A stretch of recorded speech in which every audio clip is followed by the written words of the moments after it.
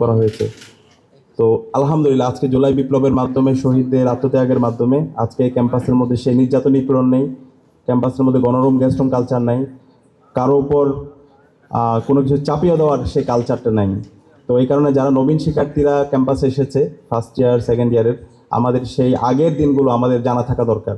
এবং ভবিষ্যতে কেউ যদি ফেসিস্ট হয়ে উঠতে চায়, ভবিষ্যতে যদি কেউ আমাদের অধিকার হরণ করতে চায়, ভবিষ্যতে আবার কেউ যদি এখানে ইসলাম ফোবিয়া ছড়াতে চায়, আমাদের অধিকার হরণ করতে চায়, তাহলে আমাদেরকে আবু সাঈদ, আলী রায়হান, শান্তর মতো আমাদেরকে প্রতিরোধ জারি রাখতে হবে। আমরা যদি ঐক্যবদ্ধ থাকি, ঐক্যবদ্ধভাবে যদি আমরা অন্যায়ের বিরুদ্ধে প্রতিবাদ করতে পারি, তাহলে ভবিষ্যতে আর কখনো ক্যাম্পাসে ফেসিস্ট হয়ে উঠতে পারবে না, ক্যাম্পাসে আমাদের অধিকার হরণ করতে পারবে না।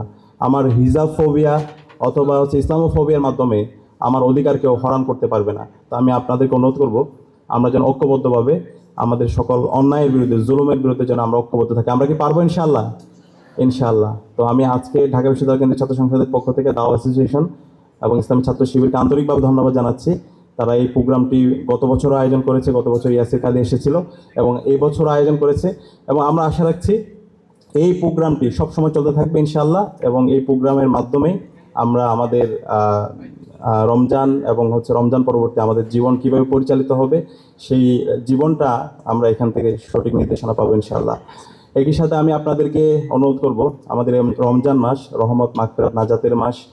রমজান ব্যাপারে অসংখ্য হাদিস আছে। আল্লাহ রাসূল সাল্লাল্লাহু আলাইহি ওয়াসাল্লাম বলেছেন, যে ব্যক্তি রমজান মাস পেল কিন্তু তার গুনাহ মাফ করাতে পারলো না, তার জন্য লানত, তার জন্য লানত, তার জন্য লানত।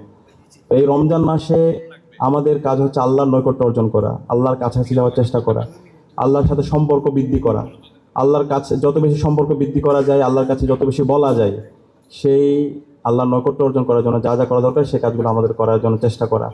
এবং এই রমজান মাস কোরআন নাজিলের মাস। আমরা চেষ্টা করব এই রমজানে আমাদের কোরআনটা অর্থসহ একবার হলো শেষ করার জন্য। আমাদের এখানে অনেকে আছে,